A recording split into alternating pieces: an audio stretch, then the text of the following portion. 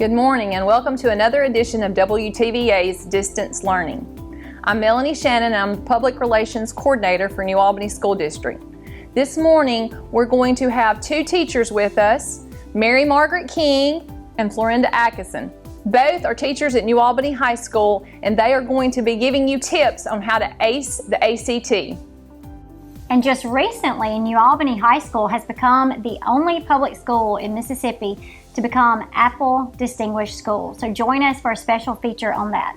I am Florinda Atkinson, English teacher here at New Albany High School. And I'm Mary Margaret King, also an English teacher here at New Albany High School. And today we are so excited. We are going to be sharing with you some tips on how to ace the ACT. We want to give you some general strategies for every section, but also some specific tips for the English portion. Ms. Atkinson, one of the questions that a lot of my students and parents always want to know is, why does the ACT even matter? You know, I think that's a great question to ask. It kind of makes me think of that scene in Alice in Wonderland, you know, where she's at the tree and there's all these paths to take and she asks the cat, she says, well, which way should I go? And he says, well, you know, that really depends on where it is you're trying to get to. And so I think that a lot of times people don't really think about the ACT with a goal in mind, and I think that you should, because it really depends on what do you want to do with your future, where are you trying to go to school, are you trying to get into special programs. So these are all things that you need to really think about before you start preparing for the ACT. So let's share a few ways that colleges actually use the ACT. All right, first, colleges use the ACT is by admission, and ACT is required. So you have to take the ACT before you enter into college, but the scores depends on the specific college that you want to go to. So make sure you do your research and find out the specific score and the specific GPA of that college of choice. And then also, we were going to talk about later on other things that you need to look for your specific college of choice.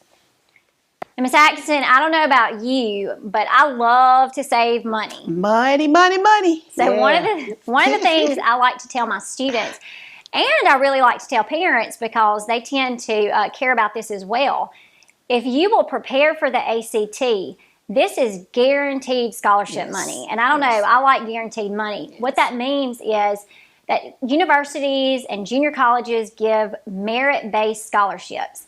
So by the time you graduate, you will know the amount of money that you're going to have for every semester for those 2 years or those 4 years based on your ACT score. So again, like Ms. Atkinson said, you really need to research the college that you want to go to because it's all individually based. But in Mississippi, junior colleges traditionally start scholarships with an 18 or 19, whereas the universities bump it up to about a 25. You can get some that are a little bit lower, like a 23 or 24. But like I said, you need to have a goal and research. Look at what that university requires. And some of them, I try to tell my students, the difference in 1 point can sometimes make a difference of, you know, $2,000. Well, that's a lot of money to me. That's a lot of money. That's why I think you need to really be prepared for this test. All right, next with the ACT is class placement.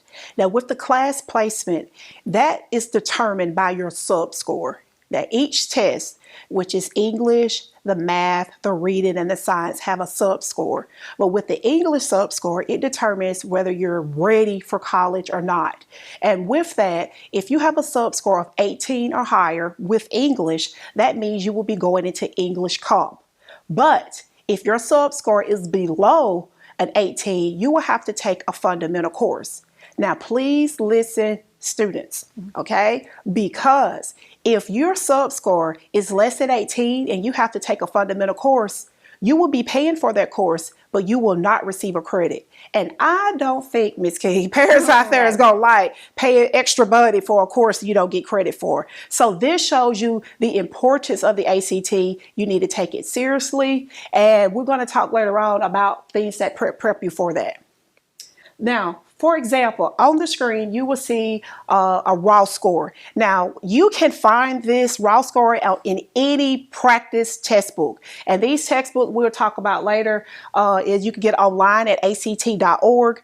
But it shows you your scale score for your specific test. Now, for example, we just said an 18 or a 19, right? Or an 18. Well, there are 75 questions on the English test.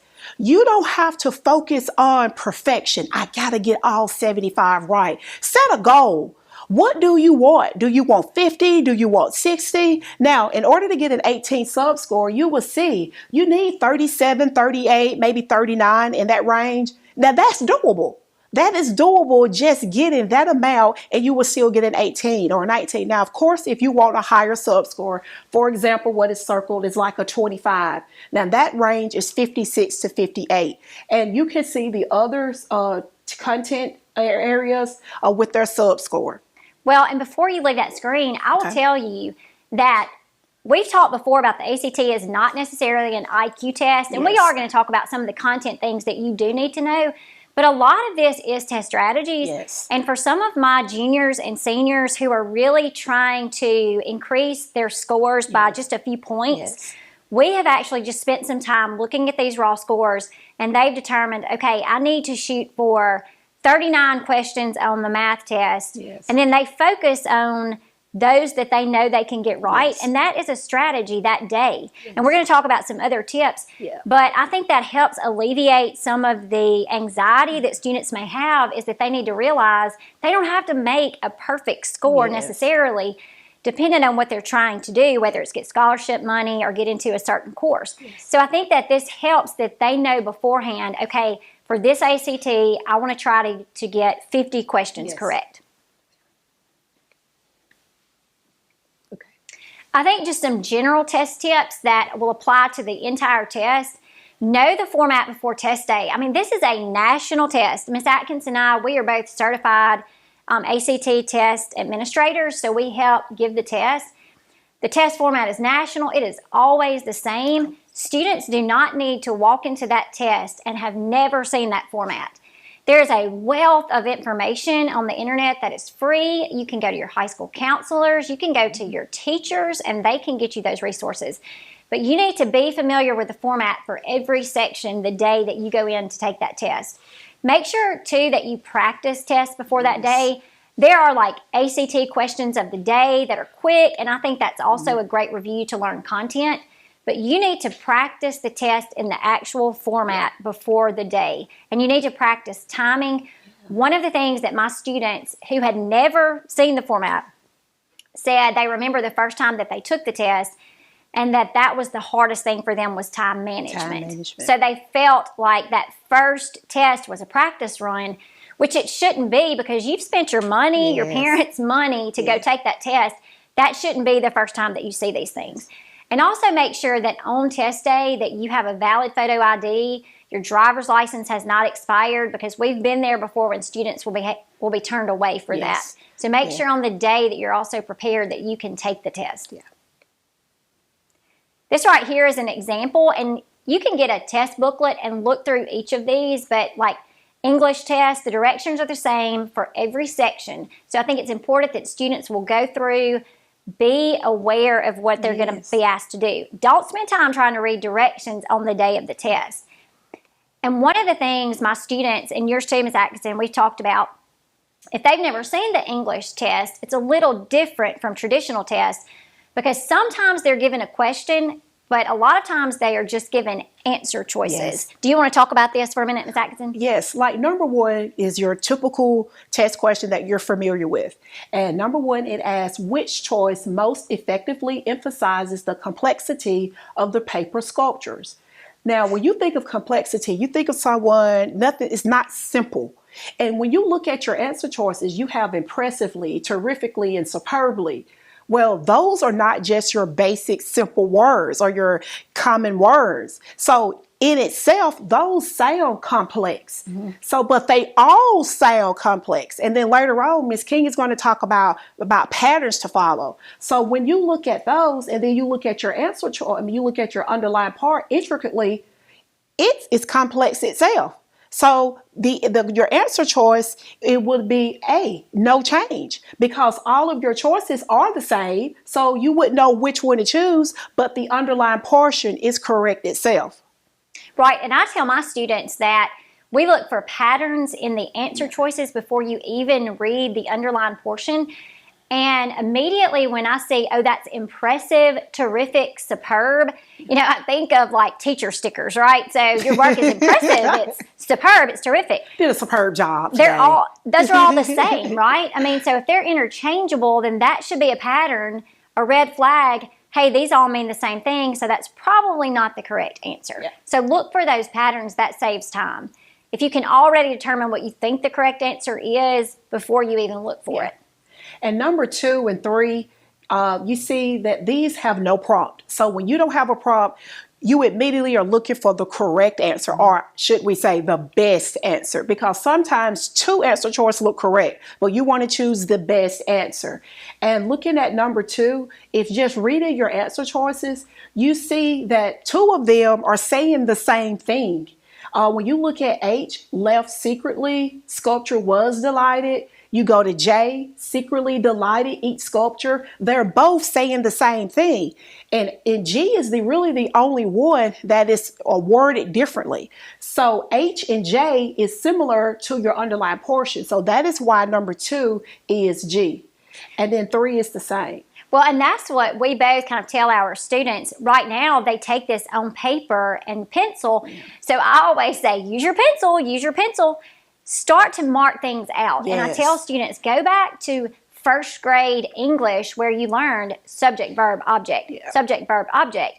Because underline it. Here's my subject, here's my verb, here's my object. Do I need anything else that's in this sentence? Mark it out if you don't. Yes. Don't let it confuse you. Yes, mark in that textbook. Then you start to see those patterns. Like here, sculpture was delighted, sculpture was delighted, sculpture was delighted. That's all the same, even though they try to rearrange it to confuse you. Yes. So that's what I tell students, use your pencil. Okay. Now some just general test tips, and you can apply these to English, to math, to reading, to science. This is not just English, okay? So first, we always tell the students, attack the questions that you know. Yes. As you are working, some students like to just go ahead and answer all the questions, and that is fine, so you don't miss any. But go ahead and answer the easy ones that you don't have to spend a lot of time on, that you know the answer to. So go ahead and do those first. And it kind of builds up your confidence too. Right. You're like, oh, I got this. Yeah. I know these, okay? So that helps. Go ahead and do those. And that's what I said. Some of my students, they would come back and say, Ms. King, I think I have increased my score because I know there were 45 that I answered right. So do those. That will boost their confidence. Then go to the ones that you need a little more time, that you think, okay, I think I can get this right, but I need to spend a little bit more time on it, so I'm going to come back. Because, like we said before, the questions all count the same on the ACT. You don't get more points for the more difficult questions, okay? And you don't want to leave any blank. No. So answer the easiest ones, then come back to the ones you need a little bit more time to answer. And then the ones that you have no clue, guess on those. But students sometimes don't understand. You need to guess, use the same letter. We call it choose the letter of the day. Yes. So if I don't answer this one, I may put A, I may put B on this one, C. Don't do that. Stick with the letter of the day. Today my letter is going to be B, right? Big books. That's what we're getting for the ACT. Big books. So we're going to stick with B. So every time that you're not sure, go ahead and put a B in that bubble. Also, the last 5 minutes, Ms. Atkinson, we were talking about giving the test that day. We have to indicate there are 5 minutes remaining on this test. So I always tell my students, when you hear that from the administrator, 5 minutes remaining, stop, bubble in with your letter of the day, then you come back. Because the next time that you will hear them speak is stop, put your pencil down. Yeah, so don't leave any blank. You make sure you answer every question. That's the only warning you're going to get. Okay, for the English test format, there are 75 questions and you have 45 minutes to do 75 questions. So that alone tells you time is a big factor. But do not get discouraged with that. Now, there are 5 passages and each passage has 15 questions. So you will have 9 minutes to answer a passage. Now, the reason why we like to break it down that way is because we encourage you to do practice tests. When you're at home and you get the practice book from ACT online or whatever, you get those things, or from the counselor, Get your phone out, time yourself. You have 9 minutes to complete this passage. So you get in the habit of time management. Now, we do recommend focusing like on one passage a day, maybe. Okay. Right. So don't try to do the whole thing because you want to get used to the format with that. Well, and I know Ms. Atkinson and I both in our classrooms, we will do daily bell ringers, and oftentimes we will build up to a full practice test, and we'll give the students 9 minutes. And also, it's very encouraging for us to see that first day, we'll print off paper and we'll give them 9 minutes and we'll just say, stop, where did you get to? And then after they've done several practices, they tend to be able to answer more, which also builds up their confidence. So I think it's a building process. Then I would say before the actual test, go ahead and practice that full time length. Because it is a little exhausting. And I think you just need to be prepared for that. This is not necessarily an IQ test, that there are tips and strategies. But for the English section of the ACT, one of the things that you do have to know are specific grammar and punctuation rules. And you can get online, like we said, there's just a wealth of information. There's a great Kaplan study guide. You can talk to your English teacher, go to the ACT practice. There's a lot of places where it will outline, and we like to use the Kaplan because it will tell you the exact grammar rules that are tested on the ACT. And you have to know those. Now, there are some tips and strategies that go along with those grammar rules, but there's no substitute for you knowing the content of the grammar rules. And once you learn those, then you can add some of those strategies and tips. But you just have to know the grammar rules. And I will tell you that, honestly, the English part of the ACT, to me, and I've heard other people that lead workshops say that that is one of the easiest ways to increase your score. If you'll go back and learn. And a lot of them are grammar rules that you've known from elementary school, but it's been a while. So it's just you need to go back and review those. Now, choosing the correct answer, we're going to talk about some strategies with that, and we're going to talk about the process of elimination. And just as Ms. King referred to earlier, in your answer choice, find patterns. Are they all correct? Are they all wrong? Or maybe these two are correct. You want to do something that eliminates your answer, so where you can choose between one or two. So look for a process of elimination. Look for similarities or differences in all of your answer choice to help you choose the best answer. Well, and Ms. Atkinson, one of the things that I've noticed, and you've probably noticed too over years of teaching this, that even a lot of the patterns are similar. So a lot of times they will have patterns that they're all right or they're all wrong or they all are this type of format. And so the more that you're familiar with that test, the more you can recognize those patterns. And here's an example. So I always tell my students, look at your answer choices very quickly, skim those, and use your pencil. And if you think you see a pattern and you can guess what the right answer is, go ahead and circle it, then go to the underlined portion. So here, automatically, I see in addition, additionally, and also. And my brain, there's a little light bulb that goes off that says, oh, well, those are all the same. So I think it's going to be no change. So then I'm going to check, and that's right. And another thing we talked about, students sometimes are a little hesitant. I think it's probably from traditional tests that they're hesitant to pick no change. But on the ACT, that's often the answer. So if it's correct as is, if that sounds like the best, because remember you're looking for the best choice. And if the best choice is no change, then leave it. Don't be afraid to choose that answer. And this is what we're going to talk about. Of the best answer, and this is about thinking concise. And when you think concisely, you want to tone in and you want to just really figure out what is the best choice. Sometimes, usually with ACT, that differs, Ms. Key, from traditional teacher-made tests, because generally in the classroom, students tend to think the answer is the longest sentence. That's going to be your answer. Well, that is not true all the time with ACT. It tends to be that the shortest answer that makes sense is usually the correct one, okay? And we're going to look at an example for this one right here. Right, and this is where we talk about use your pencil and go back to, I always tell them, let's use our first grade English tips. Subject, verb, object. What can you cut out? Like cut out the dead wood, cut out the part of the sentence that you don't need, because that's part of the ACT. I think a lot of that strategy is to confuse you or to make you spend more time. So if you look at your answer choices, even though we use despite any efforts, then with each step, well, automatically I know with each step is the shortest choice. Yeah. That is a strategy for the ACT that is used a lot. I always tell my students, look for the shortest answer. First, look for similarities. Yes. Then look for the shortest answer. Check that, and if that's not right, we'll go to the next strategy. Yes. Well, if you look at the underlined portion, that's what's going to work, J, the shortest answer. Yes. Okay, we're going to wrap it up with some resources for you can use for the ACT. Now, as Ms. King said earlier, there is a wealth of resources online. But we just list some things that you could go to just get familiar with the ACT, just to get your hand on it and just to see, okay, this is how it is. Because as Ms. King said, you want as much money as possible because these are money you do not have to pay back. And your parents, students will be glad to hear that. No student loans. So just copy and just take a picture of some of these ACT resources just to help boost your score and to prepare you for the ACT.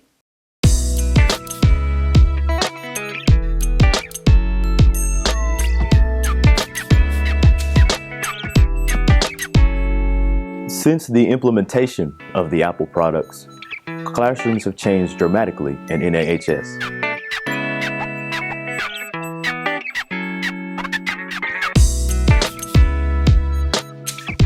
Classrooms are set up for collaboration.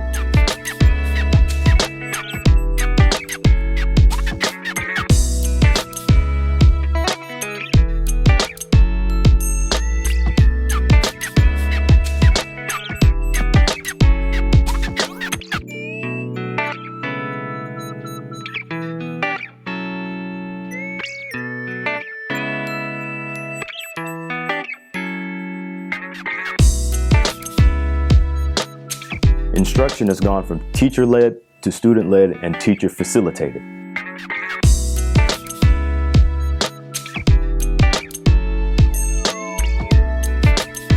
The room is structured for student interaction for the purpose of productivity.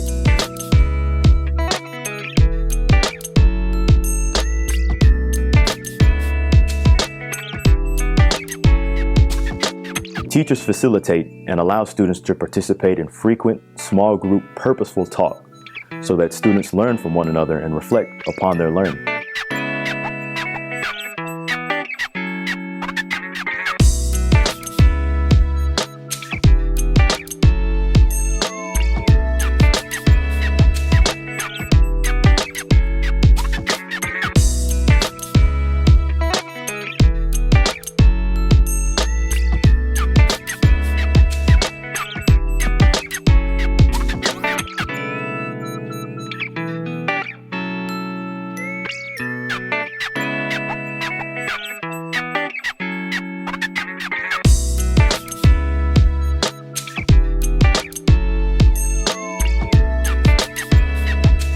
They use the technology to collaborate in the class, but the learning does not end when they leave the classroom.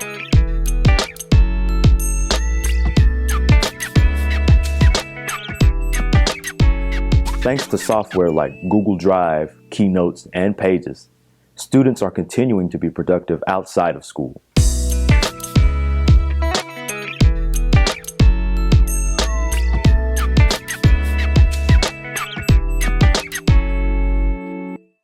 Here at New Albany High School, we've always felt like we prepared our students academically and got them ready for the next step in their life, whatever it is. If it's college or if it's the workforce. We've always felt like we've been short in one thing, and that was preparing them for the technology that they'll come across once they leave us. So that is why we went with the iPad device and one-to-one. We knew that we wanted to make ourselves better. We saw the kids enjoy being at school more. We saw that the teachers begin to reimagine how they conducted their classroom. By giving every student access to that iPad and them all having that same device, it opens the world of learning up, and learning can continue outside the school. Technology has really just transformed the workplace, and I feel that we are creating the world's workforce. So I feel that it's very important that we are creating these digital global citizens. The iPad is very beneficial for learning outside and inside the classroom in a variety of circumstances. Its small size and portability has really allowed me to carry it outside the classroom and to continue my learning there. I feel like the iPad has helped make me a better student because using apps like Keynote and Google Slide helps with public speaking because we get to present our projects instead of just like writing papers and reading it. If you miss school or if you miss something in class and you maybe need a little extra help, you can use apps like Remind or Canvas to message the teachers or other students and get the information that you missed or get some more help with your work that you're struggling with. And I will frequently use the iPad to film me assessing each of the projects so that I can upload that video into Canvas and the students can see my assessment of their project rather than just getting a single grade and a rubric. It's a lot more effective if I can narrate something as I'm grading their project and saying, okay, I like this, or this is out of not quite cut right, or you missed a piece here or something. Friday nights we perform, so one of my students has my iPad up in the top of the press box. They record the video using several apps that are on the device. I can make recordings and give notes to my students. Having iPad devices in my classroom allows me to meet the needs of all of my students. Some students work at a faster pace than others, so I can set up my coursework in a module on Canvas, and those that work faster can move further and more in depth, and students that need a little extra time and a little extra help can go at their own pace.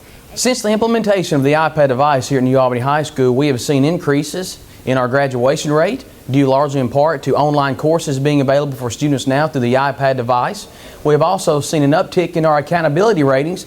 The first year, we saw a small increase, which was our implementation year, but after one full year with the iPad devices in, we saw a huge increase in our state test scores and our accountability ratings. And in addition to that, after the first year alone, our discipline referrals dropped by nearly 50% due to our students being better engaged and having more fun learning in the classroom. New Albany High School, preparing all for success. Thank you for joining us this morning. We hope that you receive some tips that will be very helpful for you in the future as you take and prepare for the ACT.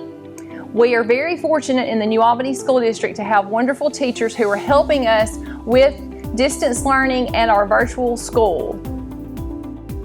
Please continue to join us every Tuesday and Thursday from 9:30 to 10 on ABC WTVA.